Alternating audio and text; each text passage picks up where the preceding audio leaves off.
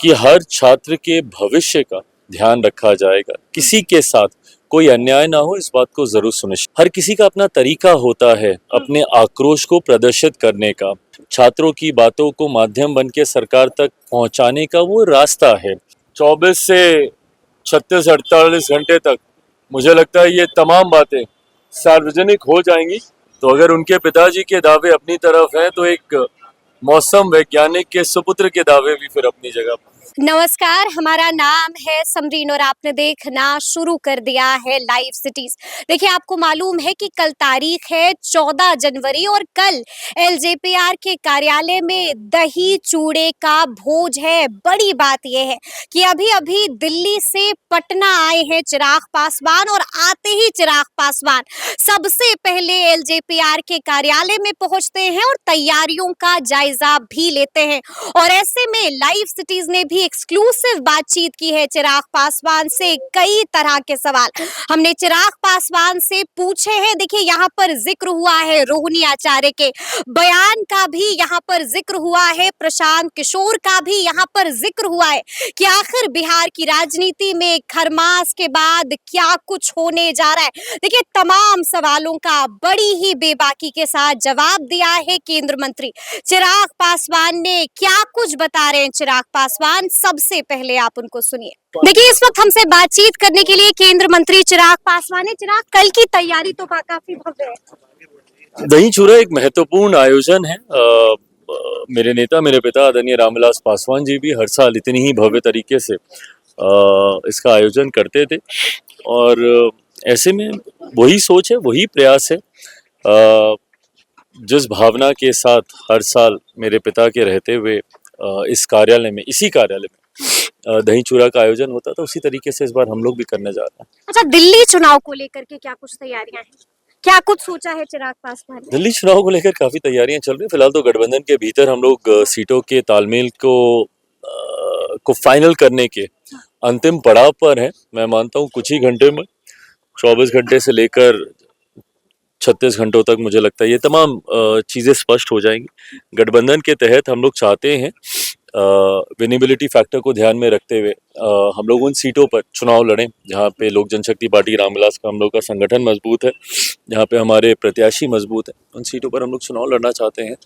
ऐसे में एक बार इसका औपचारिक ऐलान हो जाए, उसके बाद तमाम रणनीतियों पे काम किया जाएगा। अच्छा, सीधा सवाल है चिराग आपसे, क्या लगता है खरमास के बाद बिहार में क्या कुछ बदलने जा रहा है? रोहिणी आचार्य ने बड़ा बयान दे दिया है, लालू जी ने ऑफर दे दिया था। हर साल खरमास के बाद इसी तरीके के कयास लगाए जाते हैं। ये बिहार की धरती है, ऐसे में दही चूड़ा मकर संक्रांति का एक अलग महत्व है। ऐसे में इसको एक राजनीतिक आयोजन तक अब सीमित करके रखने का प्रयास किया जा रहा है, ये गलत है। गाहे बगाहे हर साल जिस किसी का भी मन आता है वो बस यही बोलता है कि अभी खरमास खत्म होने दीजिए, खेला हो चूड़ा के बाद खेला हो जाएगा। अरे हर साल खेला नहीं होता है भाई, कभी कुछ हो गया वो एक अलग बात है, पर ये एक चुनावी वर्ष है, महत्वपूर्ण वर्ष है बिहारियों के लिए। मैं मानता हूं जिस मजबूत तरीके से एनडीए की सरकार और दोनों सरकारें, केंद्र की और राज्य की डबल इंजन की सरकार के नेतृत्व में बिहार में कार्य हो रहे हैं, विकास के कार्य हो रहे हैं। सोचिए, एक जमाना था जब देश भर में मात्र 2 एम्स होते थे, अब तो बिहार में 2 एम्स आ गए। ये तमाम देन केंद्र और राज्य सरकार के तालमेल की वजह से ही संभव हुई है। ऐसे में इस डबल इंजन की सरकार पर बिहार की जनता का भी विश्वास है और मैं मानता हूं ये विश्वास इसी तरीके से बरकरार रहेगा और 2025 विधानसभा चुनाव के बाद पुनः एक बार बिहार में डबल इंजन की सरकार, एनडीए की सरकार देखने को मिलेगी। चिराग, आपने सुना होगा कि कुछ वक्त पहले वीआईपी ने आपको ऑफर दिया था, साफ साफ कहा उधर क्या कर रहे हैं, हमारे साथ आ जाएं चिराग पासवान। देखिए, मैं सबकी भावना का सम्मान करता हूं, कौन ऑफर देता है नहीं देता है, चुनावी वर्ष है, ये प्रक्रिया अभी चलती रहेगी। ऐसे में लोक जनशक्ति पार्टी रामविलास मजबूती से मेरे प्रधानमंत्री आदरणीय नरेंद्र मोदी जी के साथ हम लोग खड़े हुए, एनडीए गठबंधन के साथ हम लोग खड़े हुए। बिहार में पुनः विधानसभा के बाद एनडीए की एक मजबूत सरकार बने, इस दिशा में हम लोग कार्य कर रहे हैं। तो ऐसे में एनडीए पूरी मजबूती से आने वाले विधानसभा चुनाव की तैयारी कर रहा है, तो ऐसे में कहीं कोई ऑफर के मायने नहीं। अच्छा, बीपीएससी अभ्यर्थियों के बारे में क्या ख्याल है? डटे हुए हैं बीपीएससी अभ्यर्थी, परीक्षा रद्द करने की मांग भी कर रहे हैं। उनकी हर मांग का मैं सम्मान करता हूँ। समर्थन इतना करते हैं? इतना इतना मैंने कहा कि मैं सम्मान करता हूँ। ऐसे में मैं इतना जरूर कहूँगा, सरकार का हिस्सा है, मर्यादा में रह के ही हम लोग कार्य कर सकते हैं। ऐसे में मैं इतना जरूर कहूँगा कि हर छात्र के भविष्य का ध्यान रखा जाएगा, किसी के साथ कोई अन्याय ना हो, इस बात को जरूर सुनिश्चित। प्रशांत किशोर आमरण अच्छे पर बैठे जैसे मैंने कहा कि हर किसी का भावनाओं भावना का मैं सम्मान करता हूँ, और हर किसी का अपना तरीका होता है अपने आक्रोश को प्रदर्शित करने का, और हर किसी की अपनी मर्यादाएं भी होती हैं। विपक्ष का अपना तरीका है, उनके पास अलग माध्यम है अनशन करने के, धरना करने के, हड़ताल करने के। वहीं जो सत्ता पक्ष के लोग हैं, उनके पास अलग माध्यम है। हम लोग के पास चर्चा का वो मंच है, गठबंधन के भीतर बैठ के बातचीत करने का वो मौका है, छात्रों की बातों को माध्यम बन के सरकार तक पहुंचाने का वो रास्ता है।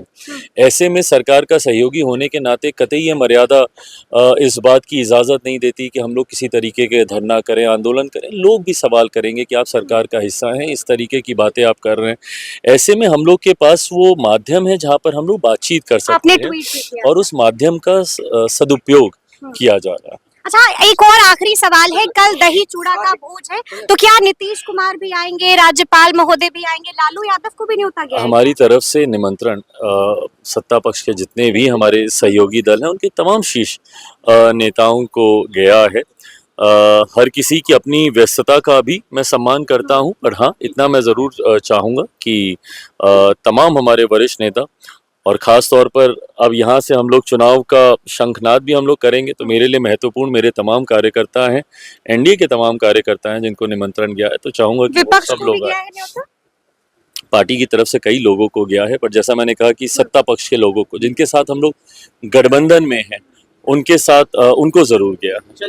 जो बिल्कुल चल रही है, और इस बात को हमने पहले भी कहा था कि हम लोग की बातचीत चल रही है, और मैं पुनः इस बात को मैं कहता हूँ कि अगर, क्योंकि कुछ चैनल्स पे मैं ये भी सुनता हूँ अपने बारे में कि हम लोग इतनी सीटों पर दावेदारी पेश कर रहे हैं, या इतनी सीटों पर लोक जनशक्ति पार्टी रामविलास चुनाव लड़ना चाहती है। एक बात तय है, स्पष्ट है, लोक जनशक्ति पार्टी रामविलास की नीति गठबंधन को मजबूती देने की है, और सिर्फ उन सीटों पर या उतनी ही सीटों पर चुनाव लड़ने की है जिन सीटों को जीतकर गठबंधन को और मजबूत किया जा सके। पुनः दिल्ली चुनाव में भी झारखंड की तर्ज पर संख्या से ज्यादा विनेबिलिटी मैटर करेगी। हम सिर्फ वही सीट लेंगे या सिर्फ उन्हीं सीटों पर लड़ेंगे जिन सीटों पर लोक जनशक्ति पार्टी रामविलास का संगठन मजबूत है, हमारे प्रत्याशी मजबूती से तैयारी कर चुके हैं। संख्या दिखाने के लिए ज्यादा सीटें लें, अधिक सीटों पर चुनाव लड़ें, और अपना स्ट्राइक रेट हम लोग कम करें, पार्टी ये कतई नहीं करेगी। जो सीट लेगी उसे जीतने के लिए ही लेगी।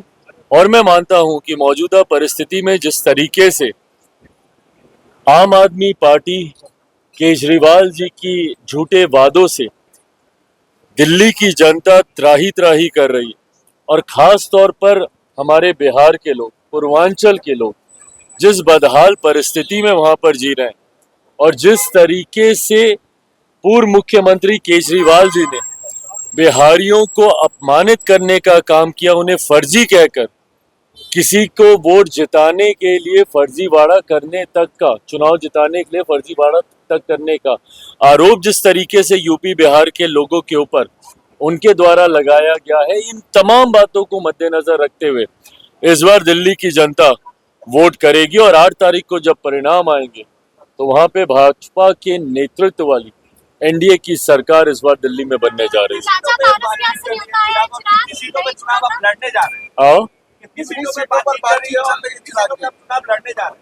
अब ये देखिए, वही गठबंधन के भीतर की बातें हैं, कितनी सीटों पर चल रही है। मुझे लगता है अब कुछ घंटों की बातें और हैं, 24 से 36-48 घंटे तक मुझे लगता है ये तमाम बातें सार्वजनिक हो जाएंगी। पर मैं पुनः दोहराता हूँ, कितनी सीटों पर नहीं, किन सीटों पर, संख्या से ज्यादा विनेबिलिटी फैक्टर को मद्देनजर रखते हुए हम लोग चुनाव की चर्चा कर रहे हैं। चिराग, मकर संक्रांति का समय चल रहा है और अब ये दावे किए जा रहे हैं अपोजिशन के द्वारा कि सरकार इधर उधर होने जा रही है, कितनी सच्चाई है इन दावों में? भविष्यवाणी करती है कि पापा की बातें सच होती है। पिताजी जो कहते हैं वो सच हो जाता है। तो चलिए, मैटर ऑफ टाइम है, मैटर ऑफ टाइम है। अगर उनके पिताजी ने जो कहते हैं वो सच हो जाता है, तो मेरे पास मेरे पिताजी का भी आशीर्वाद है कि वो जहां रहते थे सत्ता वहीं जाती थी। तो फिलहाल हम लोग एनडीए गठबंधन का हिस्सा हैं।